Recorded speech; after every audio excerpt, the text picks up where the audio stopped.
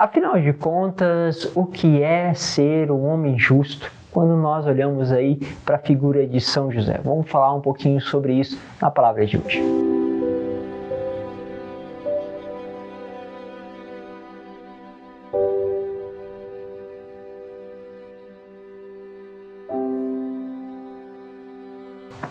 Em nome do Pai, do Filho e do Espírito Santo. Amém. Bom, você pode até estranhar um pouquinho, está comemorando hoje, no dia 18, essa grande festa de São José, mas é que o domingo tem todo este dom, esta graça especial. Então, alguns lugares anteciparam, outros deixaram então para comemorar na segunda-feira. Então, você vai encontrar em algum site ou outro essa diferença. Nós estamos aqui antecipando, seguindo o calendário justamente da CNBB. Vamos lá para o texto, então, já de São José. Está no capítulo, o primeiro capítulo de São Mateus, versículo 16, depois do versículo 18 ao 21 e, enfim, o versículo 24. Diz assim: Jacó gerou José, o esposo de Maria, da qual nasceu Jesus, que é chamado Cristo. A origem de Jesus Cristo foi assim: Maria, sua mãe, estava prometida em casamento a José antes de viverem juntos. Ela ficou grávida pela ação do Espírito Santo. José, seu marido, era justo e, não querendo denunciá-la, resolveu abandonar Maria em segredo. Enquanto José pensava nisso, eis que o anjo do Senhor apareceu-lhe em sonho e lhe disse: José, filho de Davi, não tenha medo de receber Maria como tua esposa, porque ela concebeu pela ação do Espírito Santo. Ela dará à luz a um filho, e tu lhe darás o nome de Jesus, pois ele vai salvar o seu povo dos seus pecados. Quando acordou, José fez conforme o anjo do Senhor havia mandado. Palavra da salvação. É muito bonito, ver que o Senhor Ele fez escolhas de pessoas virtuosas justamente para acompanhar o seu filho. Nós temos aí aquela que é bendita entre todas as gerações, Maria, que tem justamente uma vida virtuosa. E aqui não é diferente com São José.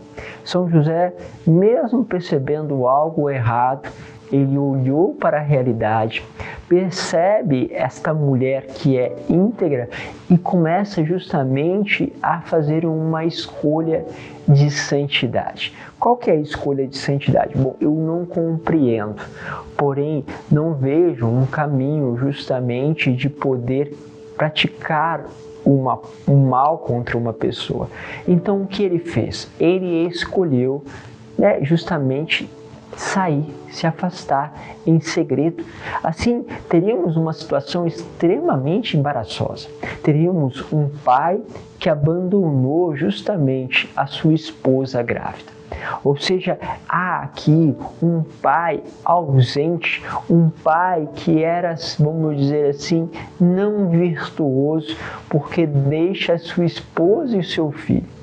Isso é muito forte. Ou seja, São José, em vez de justamente destruir, como ele poderia assim fazer, a vida de Maria, em vez de denunciá-la e colocá-la numa situação moral extremamente difícil, ele guarda. Isso aqui é muito forte. Ele não saiu comentando. Ele não foi falar com aquele amigo mais próximo, ele não foi resolver isso e pegar um comentário da sua mãe ou do seu pai, ele não foi pegar as outras opiniões, ele guardou e foi levar isso dentro dele, e aí Deus vai respondendo ele no sonho, porque no fundo ele queria uma resposta de Deus, mas ele foi ali, vamos dizer assim, como que ao perceber todas as situações, fazendo uma escolha, a escolha de sofrer e de levar sobre ele as faltas de alguém. Essa falta era justamente suposta. Afinal, tinha uma coisa concreta, uma mulher que estava grávida, e convenhamos, a mulher não fica grávida a não ser que tenha tido relação com alguém. Então ele tinha esta condição que era concreta, mas ele não escolhe ali a vingança, não escolhe ali o ato de destruir o outro, mas assume para si. quando nós temos muitas situações na nossa vida que nós não compreendemos, sabemos que tem algo errado, aqui parece que não está bem, mas nós não compreendemos a intuição da pessoa, a intenção da pessoa, nós não compreendemos o que se passa dentro daquela pessoa e nós precisamos fazer uma escolha de denunciá-la ou não, de justamente colocar aquilo moralmente ou não. E aí nós precisamos olhar para dentro de nós e entendermos qual vai ser o nosso passo e qual de nós que assume algo que não lhe é devido. Temos aqueles pequenos gestos, de uma planta que vai lá e se quebra, um vaso de planta que vai e se quebra, tem uma coisa que aconteceu na cozinha e que não foi você, mas estão te acusando. Você, de repente, leva isso como se fosse você, como fosse justamente aquele fato seu, quando não é. Aqui nós temos um mistério que nós vamos entender muito bem com Cristo. Ele assume sobre si as nossas dores. Ele assume sobre si os nossos pecados. Não foi ele que cometeu. Ele poderia vingar de nós. Ele poderia justamente nos condenar porque nós erramos. Mas o que ele faz? Ele assume, mas ele é sem pecado. Ele não tinha erro nenhum. São José está fazendo aqui a mesma coisa. Ele está assumindo uma responsabilidade que não é dele, mas faz como se ele fosse depois o culpado. Porque ao abandonar, quem seria culpado? Ele. Ele seria culpado. Porque foi ele que abandonou. Entende esta lógica, aonde nós assumimos o outro, mas Padre, então nós vamos passar por cima dos erros das pessoas. Mas Padre, a pessoa fez algo errado. Mas caras, olha para Jesus. Nós fizemos coisas erradas. Nós somos os primeiros a errarem. Ele está assumiu algo que não era dele, mas trouxe para si, para nos curar.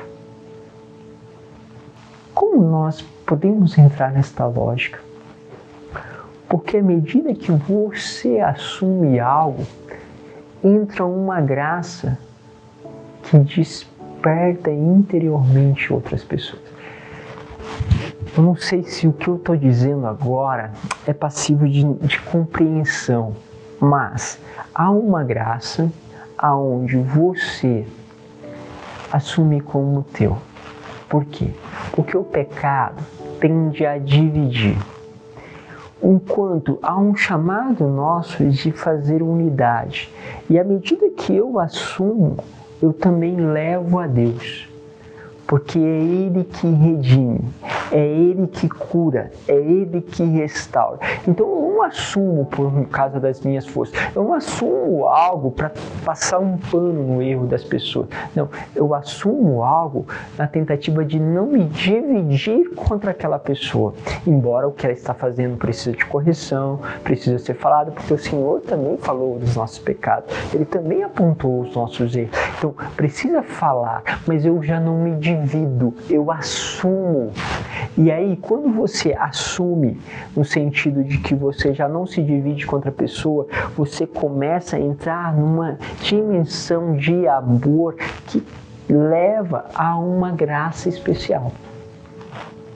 Tá? Onde você já não é o fator que condena, mas é você aquele que leva a Deus para que Deus realize uma graça sobre aquela vida. Então vai vivendo uma dimensão de expiação, que eles chamam. Então você vai vivendo uma dimensão aonde se torna um. E ali já não é o outro, mas é você mesmo, que também se reconhece, lógico, em proporções diferentes, naquela mesma situação, naquelas mesmas gravidades, naquele mesmo pecado, lógico, mais uma vez em proporções talvez diferentes, mas você já não é separado, mas você acredita que ao fazer isso, levando para Deus, há uma graça que começa a acontecer. Amém? Pense um pouco sobre isso, porque são várias as situações que a gente precisa agir como um homem justo. Homem justo aqui não é um homem que justamente faz proporcionalmente, age proporcionalmente àquilo que aconteceu, ou seja, eu fui justo, ela fez isso comigo e por justiça eu tenho que fazer isso. Não, a pessoa agiu errado comigo e eu ajo fazendo bem com ela. Essa justiça de Deus é desproporcional. Essa lógica de justo é desproporcional, a não ser que nós possamos entender que nós nos tornamos um naquilo que é a unidade com os outros e consequentemente com Deus. E ali o pecado justamente é colocado diante de Deus para que Deus possa exercer a sua graça. Não mais nos dividimos contra os nossos irmãos, mas nos levamos com esta unidade a Deus, que tudo faz e tudo realiza. Que Deus nos dê a graça de compreender essas coisas espirituais. Pai, Filho e Espírito Santo. Amém.